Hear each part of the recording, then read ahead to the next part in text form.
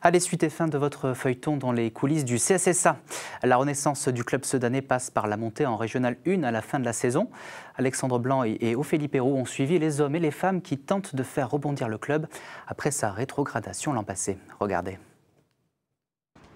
Pour le dernier match avant la trêve hivernale, le maire de Sedan a un cadeau pour le CSSA, un centre d'entraînement à 2 millions d'euros. On dispose ici d'une superficie suffisante pour installer deux très beaux terrains synthétiques. On va rénover un troisième terrain, donc on aura en tout 3 terrains plus évidemment du Goghez qui permettront à ce club de disposer à nouveau d'un terrain d'entraînement, d'un centre d'entraînement de digne de ce nom. Sedan, leader de sa poule de Régional 2, dispute le dernier match de l'année contre la réserve de l'Olympique Charleville Prix-les-Mézières, deuxième au classement. Un match symbolique à plus d'un titre, car depuis la rétrogradation du CSSA, Charleville-Prix est devenu le club qui évolue au plus haut niveau dans les Ardennes. Un club avec lequel Sedan a refusé de fusionner pour garder son identité. Je ne me suis pas trompé de numéro. C'est ça, Pius? Ah oui, c'est ça. Pour donner le coup d'envoi, Pius Ndiefi, l'attaquant, a passé 8 saisons au CSSA, a connu une finale de Coupe de France, une montée en deuxième, puis en première division. Non, quand je reviens ici, c'est toujours des bons souvenirs avec les supporters. Et aussi, je me rappelle aussi le match contre Paris que j'avais mis un triplé. Quand j'arrivais ici, c'est toujours ça qui revient dans ma tête. Année après année, un jour, ils vont trouver le niveau qu'on était avant. En attendant de retrouver le haut niveau, Sedan a du mal à rentrer dans le match, se fait bousculer dans les duels. Les Verts et Rouges sont menés 1-0 à la mi-temps. L'ambiance est humide mais chaleureuse.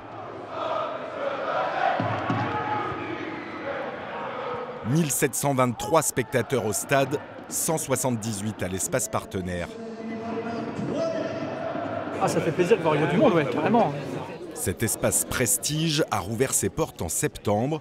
D'une quinzaine d'entreprises au redémarrage, il en accueille une centaine 3 mois plus tard.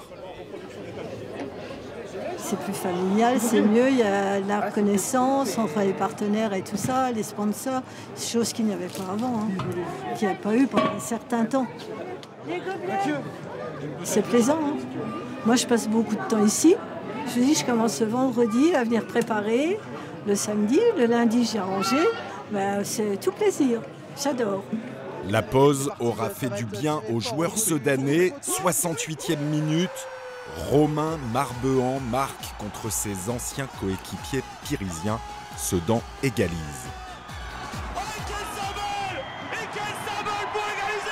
Score final, 1 partout. Le bilan de Sedan à la trêve, c'est 8 victoires en 11 matchs.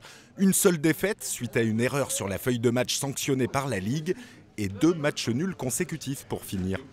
On peut être que satisfait forcément de cette première partie de saison, même si en effet les derniers résultats montrent que la saison est longue, l'intensité et ce qu'on demande aux joueurs de gagner chaque week-end, c'est un peu particulier puisque chaque week-end nous devons gagner, mais on le savait depuis le début de saison. Donc voilà, on a lâché quelques points ces derniers temps, donc la trêve arrive au bon moment. Sans gagner nos duels, on n'a pas les ballons, on ne peut pas jouer. Ok ? Donc c'est bien d'être revenu au score, c'est bien d'avoir montré un meilleur visage en deuxième mi-temps. Gardez ça. À mi-saison, le CSSA reste seul en tête de sa poule de Régional 2 avec 5 points d'avance sur le deuxième. Il y a une longue trêve, ça c'est un peu embêtant parce que c'est une grande coupure. Mais voilà, sur la première partie de saison, en tout cas, on est contente des joueurs, du groupe. Et voilà, on sait que chaque match va être compliqué à chaque fois. Et si on veut monter, il va falloir faire une grosse deuxième partie de saison. Sedan reste dans les clous. Reprise du championnat le 23 février.